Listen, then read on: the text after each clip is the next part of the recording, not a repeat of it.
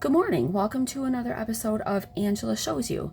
So, today I wanted to talk a little bit about cruises, and I would like to talk a little bit about a story that I've been seeing a lot of the last week or so on social media. This story pops up. I've seen it quite a few times on YouTube, and I've seen it a lot on social media. I think that one particular couple that was involved in this story is really speaking out, and I find it a little bit curious. So let me explain. So, if you have ever been on a cruise before and you get off to do an excursion, you know, or you should know, that is it extremely important to know the ship time. You need to set your watch to ship time because a lot of times ship time is different than the local time.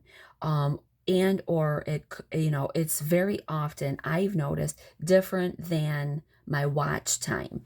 Even when I did an Alaska cruise last summer, the time we changed our watches 2 times during the cruise. Of course, we changed it. So I live in New York State and we left out of Seattle. So of course I had to change my watch just from the time difference from flying across the country. Then, when we got on board, we were also instructed to change our watches by an hour. Then, there was another time where we were instructed to do our watches again, I think by another hour. Then, our itinerary, like we went up, we stopped up, and then came back down. So when we came back down, we had to change our watch. We had to, do a watches an hour again. Then when we got back to Seattle, we fixed our time again. Then we flew back. So then we had to fix our time yet again. So my point is, listen to the announcements on board, listen for the captain, the cruise director. Make sure, especially at the beginning, but definitely listen during your cruise, and make sure that Carnival does, I have the Carnival app. It's called the Hub. I would assume that other cruise lines have something similar. That app, you don't need their Wi-Fi. You can run that app right on airplane mode, and that app will tell you also what the ship time is. But when you get off board, you need to make sure that you unsync. Like, I had to unsync my smartwatch. I had to unsync my watch to my phone just to make sure that what I set my watch at stayed that time. So when we were off on excursions, and we tend to use ship excursions, and I will explain the reason why. When you are on a cruise sponsored excursion, if you buy your excursion through the cruise line and something happens and you don't make it back on time, the ship is a lot more likely to wait. Partially, I think, because they know that there's probably, 100 people on that excursion. So the ship is more likely to wait. Plus, the company, the bus, depending on where you're going, a lot of times, it's a bus or some sort of, multi-purpose person transport type thing. That company is contracted with the cruise line, and they will be in communications saying, hey, we got a flat tire, we're going to be an extra half hour, we're going to be cutting it close, we might be a few minutes late, or we are going to be late. So they'll keep in contact with the cruise ship and let them know what's going on. If you go off on a private excursion, I would highly, highly, highly recommend that you make sure that they have a return on time guarantee, because you don't want to be left behind. Now, if you're not doing an excursion, you're just getting off in port and you're going to shop a lot. I mean, a lot of ports, I've noticed that there are quite a few ports that have a wonderful experience right there. Lots of shopping, food. A lot of them have beaches, whatever. A lot of the cruise ports. When we did our Panama Canal Transit cruise, when we were at one of the stops, there was a bunch of taxis right there, and we were going down to one of the beaches that it wasn't far away. Like, my husband and I, we're both runners. We probably could have walked, because it was only about a 2.5 mile walk down the street. However, we didn't really know that. We also didn't know exactly how to get there, but it was also like on kind of a main busy road, and I don't know that I really would have felt necessarily safe walking a couple miles down in a pretty busy road.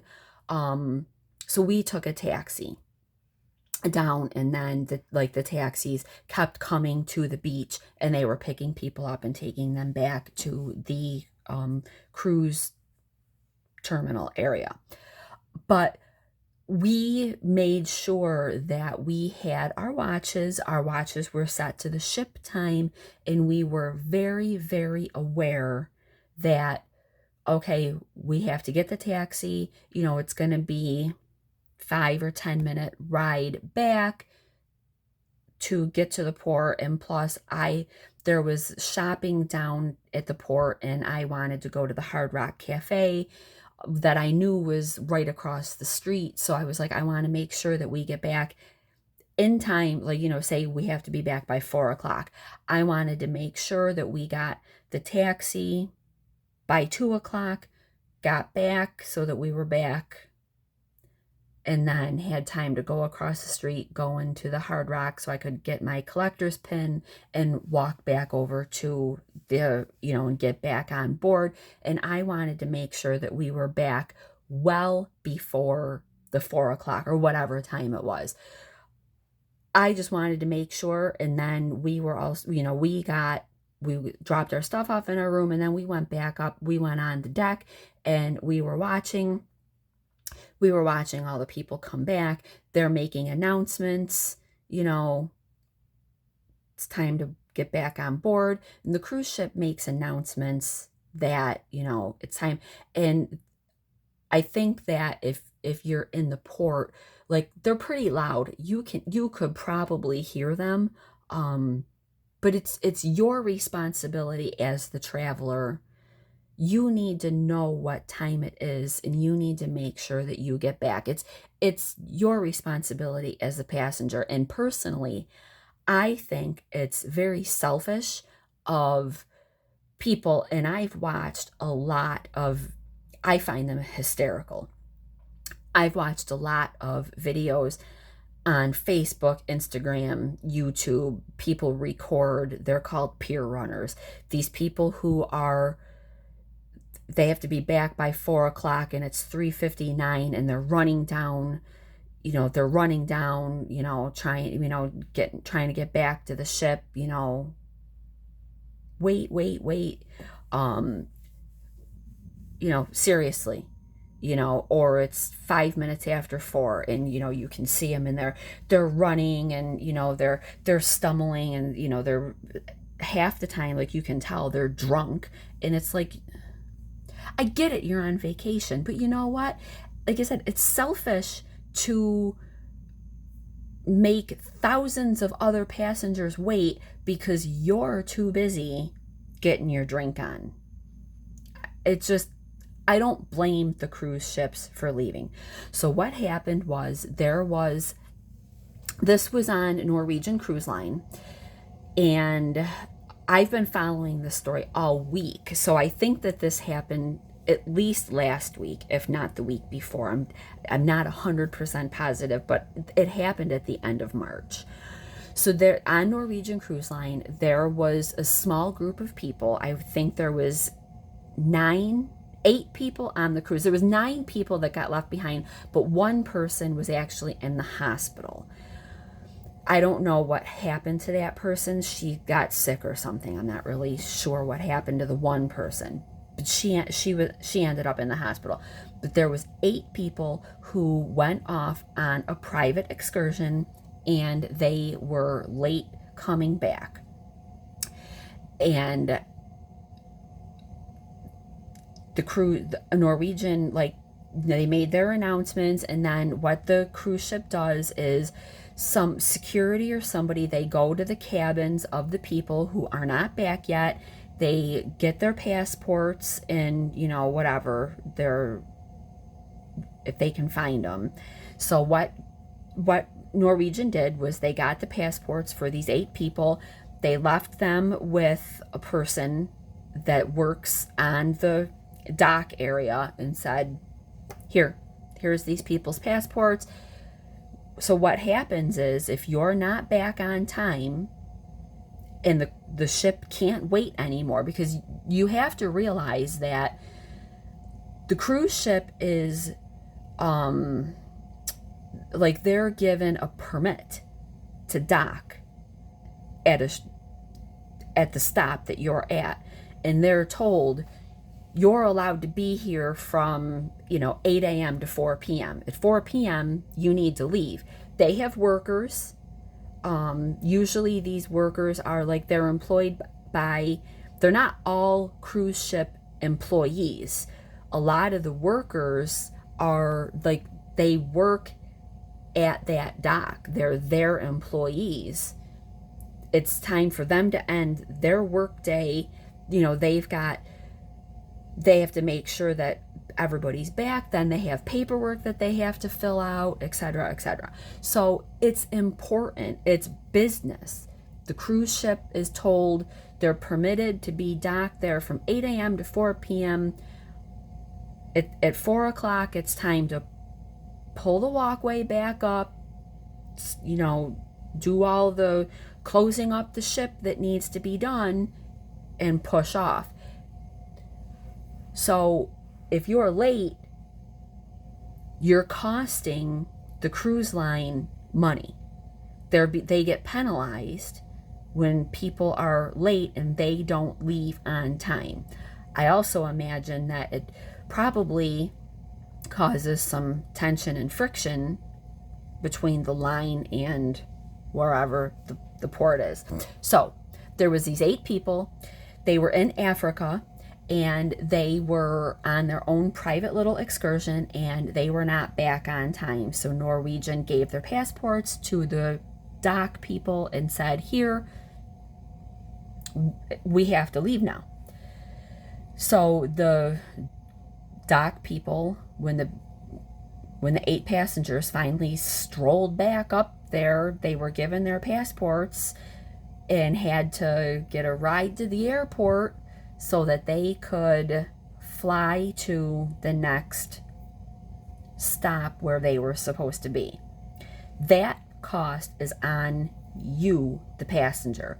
So that cost was on them. Now, actually, what ended up happening was, so they were supposed to dock in Gambia, but they were not able to dock in Gambia that day because of weather. So they ended up going on to their next stop, which was Senegal. So the people that got left behind flew to Gambia, and that cost was on them.